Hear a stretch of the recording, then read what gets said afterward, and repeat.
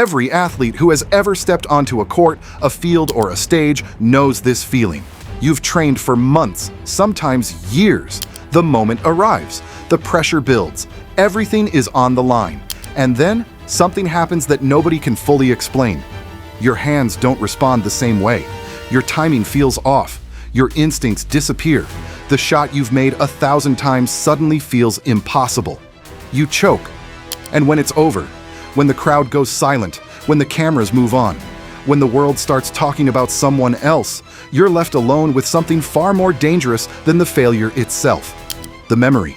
The question that never stops coming back. What happened to me? And that leads to the real question nobody in sports wants to answer honestly.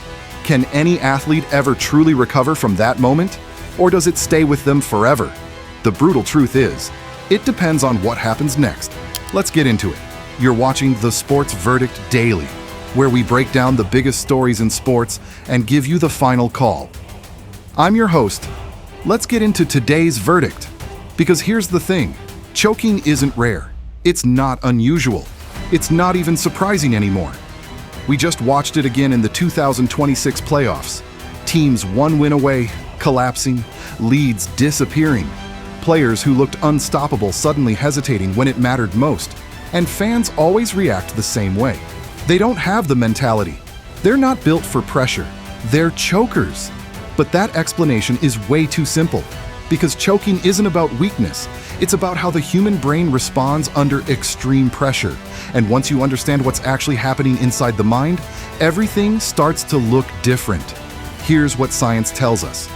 At the highest level, athletes don't perform by thinking. They perform by instinct. Muscle memory, repetition, flow. A basketball player doesn't think about how to shoot. They just shoot.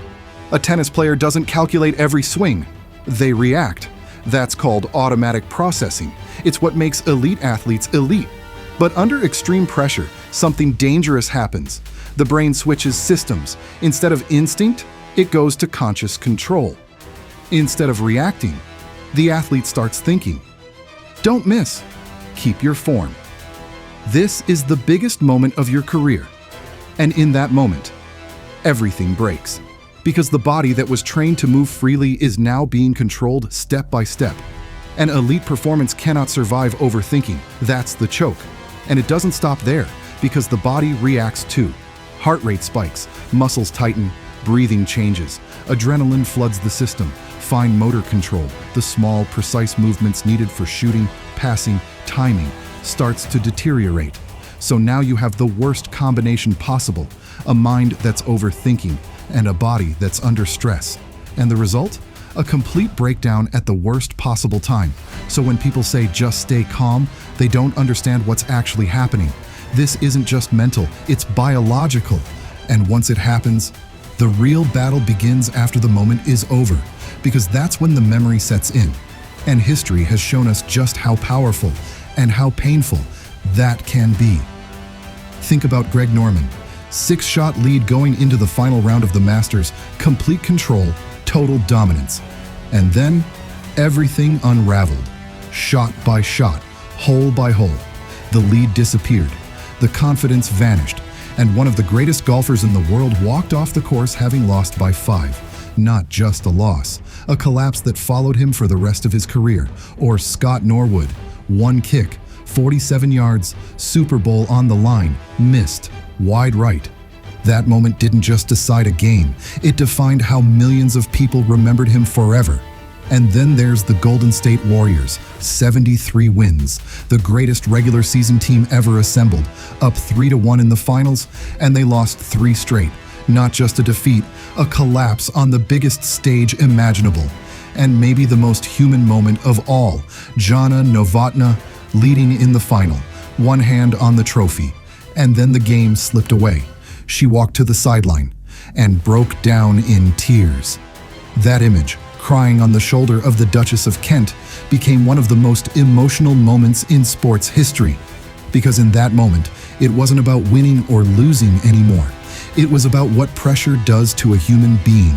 And here's where the story gets interesting, because not all of these stories end the same way. Some athletes carry that moment forever, and some come back stronger than ever.